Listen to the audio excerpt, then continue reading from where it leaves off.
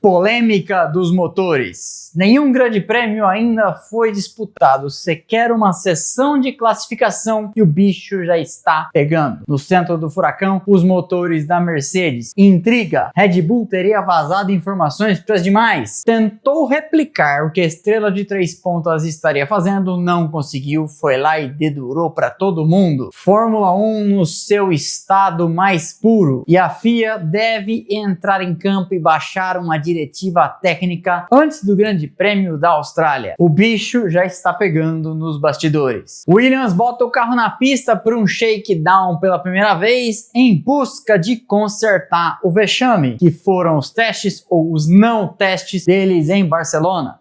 Perderam a semana inteira. Christian Horner é um homem em movimento e ele já teria, segundo as próprias declarações, conversado com todas, será que todas? As equipes do grid. Depois do sucesso de bilheteria e até uma indicação ao Oscar, Fórmula 1, o filme, pode ter uma sequência. É o que deixou no ar Stefano Domenicali. Será? Depois de uma aparição no penúltimo dia de testes que entortou pescoços com todo mundo parando para olhar o que seria o carro da Aston Martin, todo o paddock da Fórmula 1, ouvido por uma revista europeia, descarta o time de Papai Stroll na briga pelo campeonato. Splash and Go vai a Brasília e faz uma entrevista exclusiva com o tricampeão das 24 horas de Daytona, Felipe Nasser. E o papo vem no domingo. E hoje é sexta-feira, 6 de fevereiro de 2026 e essas são as notícias da semana. Senta aí pra gente falar de tudo.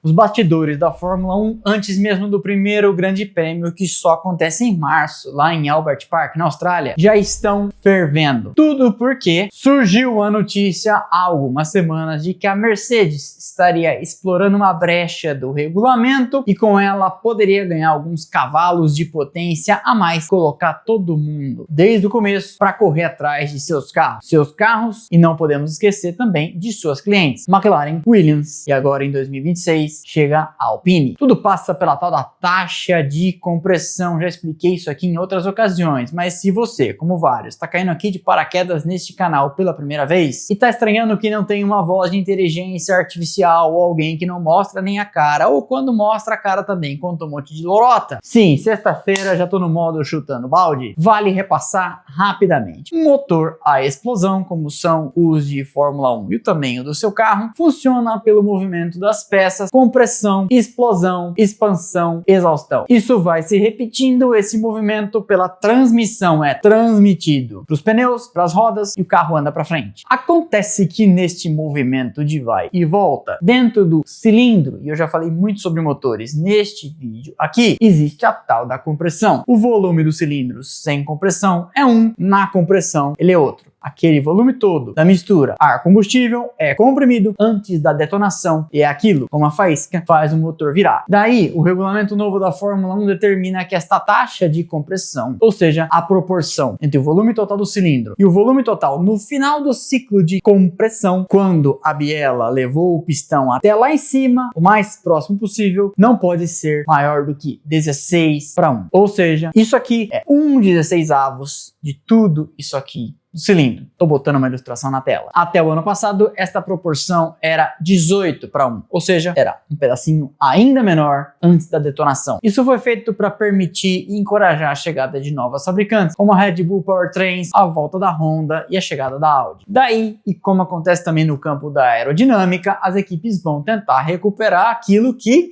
o regulamento podou delas. E nesse caso, tentar de alguma forma obter taxas de compressão próximas de 18:1, porque elas sabem que é possível e ainda assim atender o regulamento. E a Mercedes teria descoberto um jeito de fazer isso, que passa por engenharia de materiais e a expansão da biela, que leva o pistão lá em cima a partir do momento em que ela esquenta. Todo o material, quando aquecido, dilata. Isso não seria considerado legal porque o próprio regulamento técnico da Fórmula 1 diz que os motores serão inspecionados à temperatura ambiente. Ou seja, quando tudo tá frio, quando não houve a expansão. Mas como que a gente ficou sabendo disso? Segundo postagem da Juliane Serrazoli agora há pouco no Twitter, aparentemente quem contou para as demais equipes foi a Red Bull. E como a Red Bull sabe disso? Então, lembre-se que nos últimos anos a Red Bull contratou 20, 30, 40, 50 de baseada funcionários da HPP, High Performance Powertrains, a fábrica de motores da Mercedes na Inglaterra. E esses caras provavelmente já sabiam aquilo que a Mercedes vinha fazendo para os motores desse ano. Contaram. A Red Bull então tentou replicar e não conseguindo, ainda de acordo com a postagem da Juliane, foram lá e dedaram para as demais fabricantes, Audi, Ferrari e Honda, que estão fazendo um verdadeiro carnaval. E a FIA aparentemente já está preparando uma diretiva técnica para alterar então o regulamento e determinar que as medições sejam já antes do Grande Prêmio da Austrália feitas com o motor quente. O quão quente é quente não se sabe. Toto Wolff na semana passada já tinha reagido de maneira furiosa dizendo: quem está preocupado em alterar a forma com que é fiscalizado e está procurando problemas no motor dos outros é porque não conseguiu fazer um bom trabalho. Deveria get your shit together, que numa tradução gentil seria cuidar da própria vida, mas não é bem isso. Coloca aí no Google que você vai entender. Dizendo: se vocês não conseguem acompanhar nossa inovação, isso é problema de vocês, não nosso. Lembrando sempre, é isso que faz a Fórmula 1 ser a Fórmula 1. A regra dizia uma coisa, a Mercedes achou um jeito, teoricamente, de fazer o que ela pretendia e ainda assim atender a norma, porque a fiscalização do bendito do motor acontece, de acordo com o que diz o regulamento, com motor frio. Isso é Fórmula 1 em estado puro. Sabe o que também é Fórmula 1 em estado puro? O chororô das demais equipes e o leve trás da Red Bull, que foi lá, contou para as demais, depois que percebeu que não conseguiria fazer o que a Mercedes já fez. Sempre digo aqui, é meu papel, seguirei com uma lanterna sozinho iluminando as trevas. A Fórmula 1 é muito mais legal quando você não fica batendo cabeça na parede, detestando uns e amando outros. É tudo sensacional, não tem mocinho, não tem bandido. Diretor técnico da FIA, Nicolas Tombazes, que já trabalhou por várias equipes da Fórmula 1, inclusive pela Ferrari, disse que não vê preocupação de que um ciclo como o de 2014, com alguém dominando largamente, se repita, porque eles vão implementar logo de cara um sistema de token. Quem está mais atrás e sofrendo terá maior liberdade para atualizar seus motores e tentar alcançar quem está na frente. Algo parecido com o BOP, ou BOP, Balance of Power, balanço de potência, que acontece nas categorias de Endurance, WEC e IMSA. Já até há uma sigla para isso, a DUO, Assistance and Development for Underperforming Outfits. Assistência e desenvolvimento para organizações que estão performando abaixo. A Williams nas últimas semanas vem passando pela humilhação de não ter um carro pronto e perdeu 3 dias de testes em Barcelona porque seu modelo, o FW48, simplesmente não podia ir para a pista por estar atrasado na fabricação, dadas as imensas dificuldades que teve em passar no crash test. Falhou 3 vezes e falhando 3 vezes,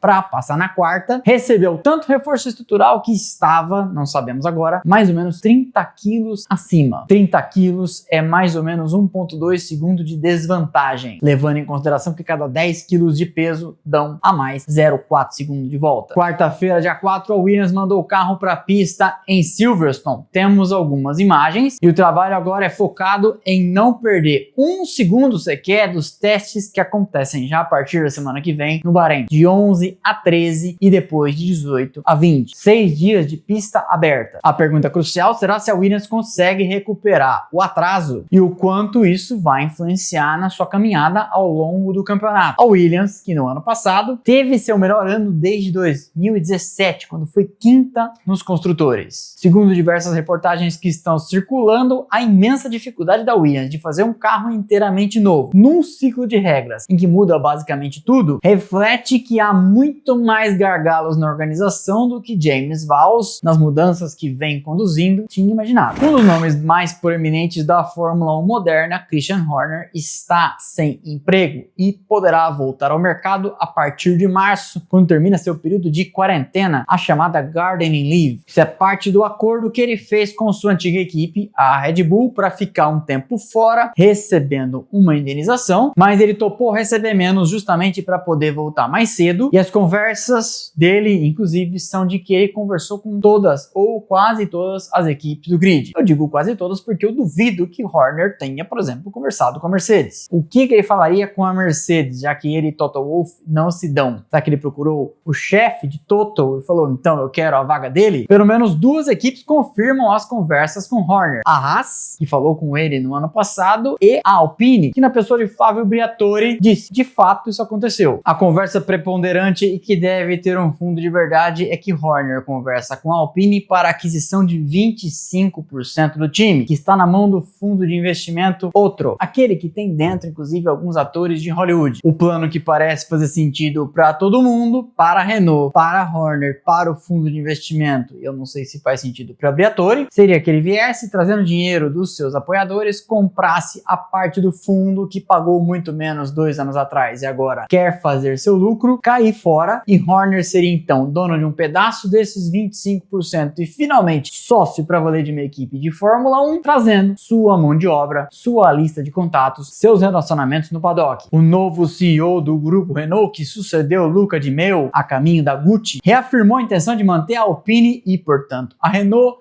na Fórmula 1, e isso se reflete no aumento das vendas de carros da Alpine, que estão, é verdade, vendendo o quádruplo do que vendiam 10 anos atrás. E ele disse recentemente só aceitaria se envolver numa equipe em que pudesse fazer a diferença. E eu acrescento aqui que depois do ano passado, em que a Alpine fez virtualmente nada e foi última nos construtores, qualquer um, até o Sr. Valdemar, pode acrescentar alguma coisa na Alpine. O novo técnico do Flamengo é o Sr. Valdemar. Recorde de bilheteria, o que surpreendeu a muita gente, inclusive a mim. Com 631 milhões de dólares arrecadados, o filme Fórmula 1, dirigido por Joseph Kosinski, o mesmo de Top Gun Maverick, pode ter uma sequência nos próximos anos, foi o que deu a entender Stefano Domenicali, CEO da Fórmula 1, falando no evento da Apple. O título recebeu 4 indicações ao Oscar, algo raro para um filme de esportes, convenhamos. A gente teria que ver, e Domenicali falando no evento, diz: precisamos digerir o sucesso de Fórmula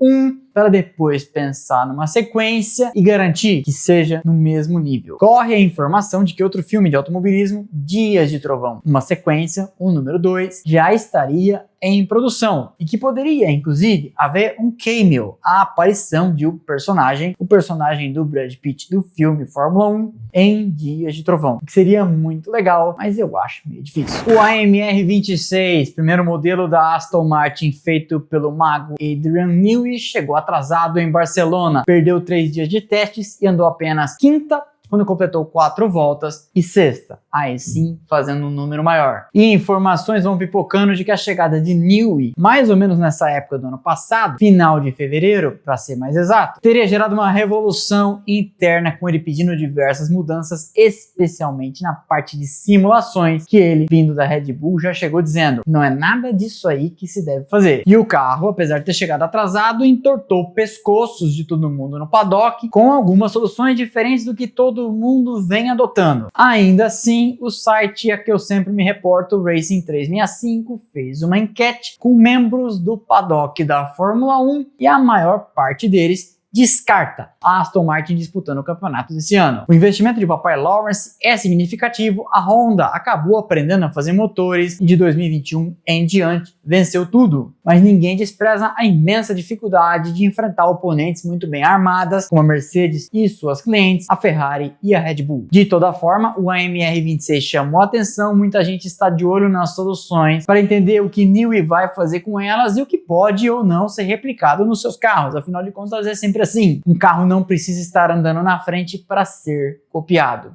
A gente já viu isso diversas vezes. Segunda-feira eu fui para Brasília e na terça entrevistei Felipe Nasser, tricampeão das 24 horas de Daytona seguidas, 24, 25 e 26, pela Porsche Penske, que também já é tricampeão do IMSA, o campeonato que ele corre nos Estados Unidos. Foi um excelente papo, falamos das vitórias recentes, falamos da Porsche Penske, da Indy, da Fórmula 1, da carreira. Deu mais de 1 hora de conversa e a gente publica no domingo. Na terça foi ao ar um episódio feito basicamente por vocês. 18 perguntas coletadas na caixinha do Instagram e mais 3 na nossa comunidade no YouTube, respondendo para vocês suas principais dúvidas de pré-temporada. Não viu ainda? Dá tempo de ver. Vocês mandaram mais de 100 perguntas e eu pensei aquelas que mais apareceram para responder a maior quantidade de gente possível. Na terça, uma pequena grande história muito especial, contando de uma corrida de Fórmula 2 que aconteceu no Brasil em 1971 e que teve no grid Graham Hill, Ronnie Peterson, Jean-Pierre Jarier e vários outros, além dos irmãos Fittipaldi, José Carlos Patti e Luiz Pereira Bueno, reunindo a nata do automobilismo antes da Fórmula 1 pensar em vir para o Brasil. Tudo isso parte da nossa missão de derramar conteúdo de automobilismo e Fórmula 1 para vocês diariamente. E para você não perder nada do que fazemos por aqui, temos os nossos canais de notificação: Instagram, Telegram e WhatsApp. Link lá embaixo na descrição. Você entra e passa a receber um recadinho automático no instante que eu publico cada um destes conteúdos. Por fim, e também com posts virtualmente o tempo todo, nossas redes sociais: Instagram, Twitter, Threads e TikTok. Estão passando aqui os arrobas, o link está lá embaixo, também na descrição. 2026 promete, tem muita coisa em gestação, muitos projetos em preparação. Acho que vocês vão gostar e já vou avisando, tem mais uma entrevista para fazer ainda neste mês. Outra daquelas que vai consumir seu pacote de dados porque o entrevistado é de peso. Então essa é a nossa passada de régua nas notícias da semana. É sexta-feira, então valeu, aquele abraço, sextou